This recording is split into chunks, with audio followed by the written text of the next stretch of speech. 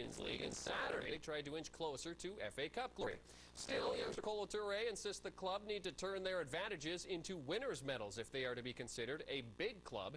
Harry Redknapp's Portsmouth side were the latest team standing in their way Saturday in the FA Cup quarterfinals, the gaffer knowing he would need an historic effort from his side if an upset was in the cards. Arsene Wenger, full-strength side, and why not in the quarterfinal? It's going to overwhelm most teams, and it doesn't take long to get to Pompey. 25th minute, Freddie Ljungberg with the through ball to Jose Antonio Reyes. Doesn't get through, instead tipped to Henry, and he has all kinds of time, and he beats Shaka Hislop. 1-0 to Arsenal, and you think letting Reyes through is less of a threat than letting Henry in. Number 26 for him, an ominous start for Pompey. Shaka Hislop almost had it. The combination of Vieira, Edu, and Gilberto really took over the midfield. 2 minutes before the break, Arsenal had doubled the lead. Edu, simple 1-2 to Vieira. Perfect pass to Ljungberg, which he converts. 2-0 to the Gunners. And Arsene Wenger with the look of satisfaction on the sidelines. Harry Redknapp, not so much. Arsenal bagged one more before the half. Corner set piece, Reyes into Sol Campbell. He goofs it. Kolo Touré holds off Petri Passanen and fires a shot short side on Hislop. Touré really showing some strength and skill here, holding off Passanen, then sliding the shot between his legs.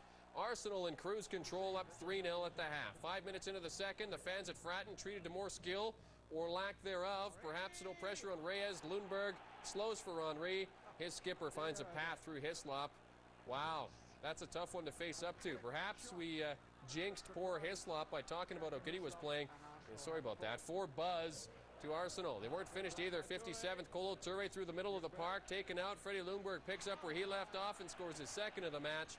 5-0. Ljungberg shot off the defender Primus, and that fools Hislop. And now they're done. The final goal of the match comes from the home side at the death. Hughes heads across to Teddy Sheringham. He volleys past Jens Lehmann for the consolation goal. Hughes does well to get it down, and Sheringham in front of Campbell for the volley. 5-1 to Arsenal, and that's how it ends as the Gunners would move on.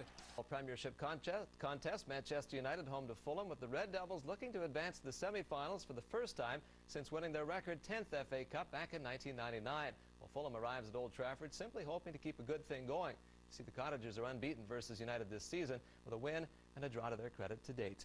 And the hosts, well, they get right down to business. 14th minute, they build things up neatly. Fletcher plays it to Ronaldo, who finds a wide-open Van Nistelrooy, but Ruud is wide with that point-blank try. Moments later, Fulham has a crack at goal. Sean Davis's free kick, ideal for the oncoming Zat Knight.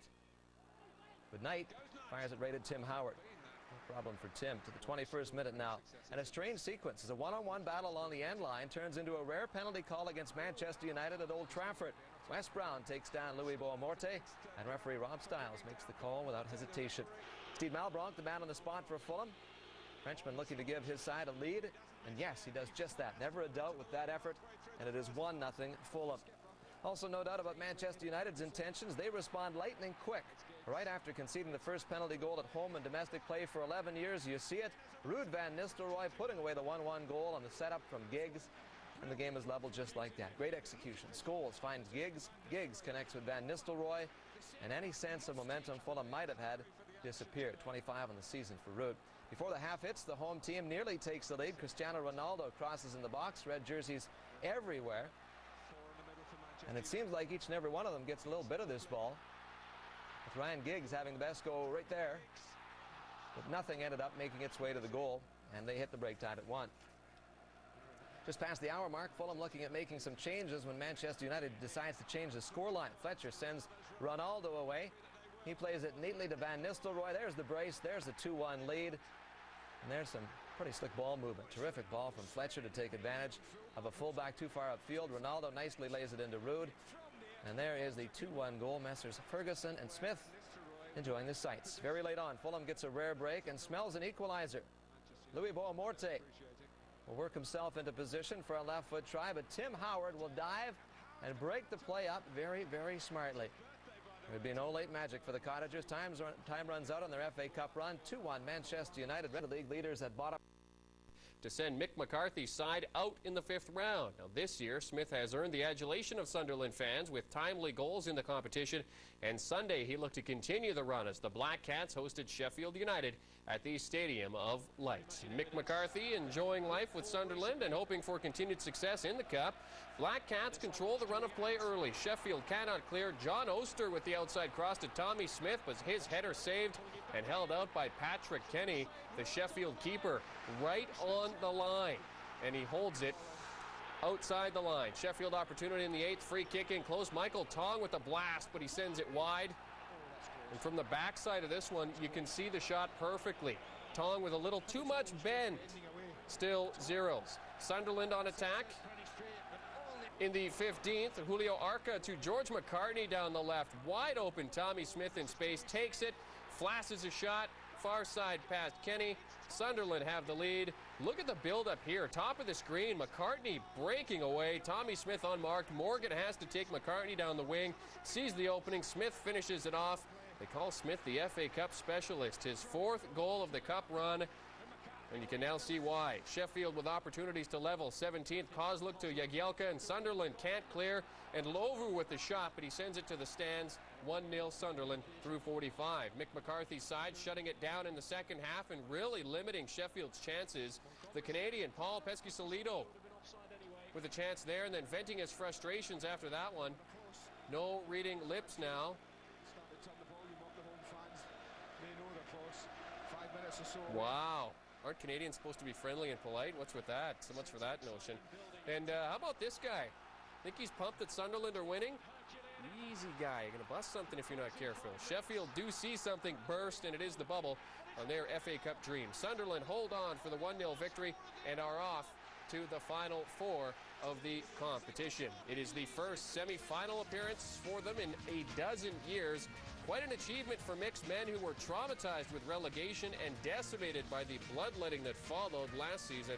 Sunderland certainly deserved their place. A superb game before 37,000 plus at the Stadium of Lights. Sunday's other FA quarter involving First Division Millwall home to Second Division Tranmere. The two sides getting together for the first time ever and doing so at the new Den. The hosts looking for good things in their 8th visit to the quarters in their 119-year history, while the visitors seek a first visit to the semis after 2 quarterfinal stops in the last 4 years.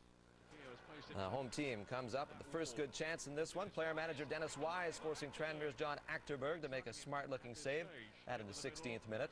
Millwall threatens less than 15 minutes later. David Livermore tees things up on a lengthy try. John Achterberg there again. The Tranmere keeper would be a star all game long. Another example in the 36th. Millwall with the corner. Achterberg with a terrific reaction save from Tim Cahill. This guy is really on his game on the day. Watch Cahill sneak into the back of the pack, pop a good ball at net. Achterberg right there and reacts to tip it wide.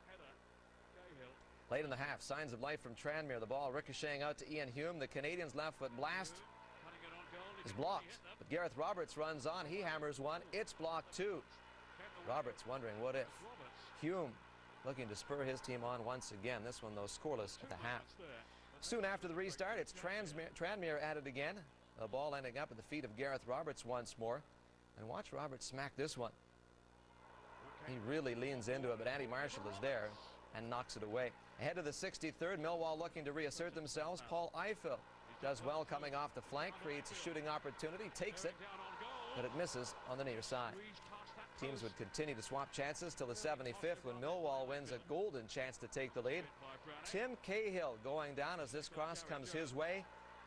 And yet the penalty is given. You want a closer look? Here it is. Cahill and Taylor get tangled up. And that's enough in the eyes of the referee. Obviously Taylor does not concur with the decision and shares his words with the referee. A little chat with Cahill as well, and no chat with Cahill is going to resolve anything at this point, that's for sure. Kevin Muscat with the penalty kick, getting set to give his team the lead, but John Achterberg is there. A spectacular sprawling save, not the greatest of penalties by a long shot, but Achterberg does well to knock it aside. Muscat not really putting the ball in a tough spot. Credit Achterberg with the presence of mind to react and send it high. Muscat can't believe he hasn't given his team the lead. In the dying moments, Tranmere has this go at a winner.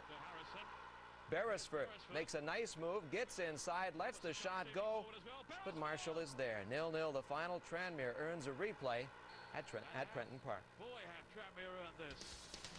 Two teams desperate to make it to the next phase, and they should put on a solid showing in the replay. Millwall hasn't made a semifinal since 1937, but this season Bunch has lost just once in its last dozen starts, giving them some cause for hope.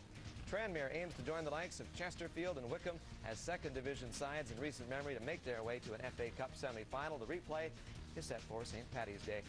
Meanwhile, the draw to decide the semi-final matchups is coming up on Monday at FA headquarters in London.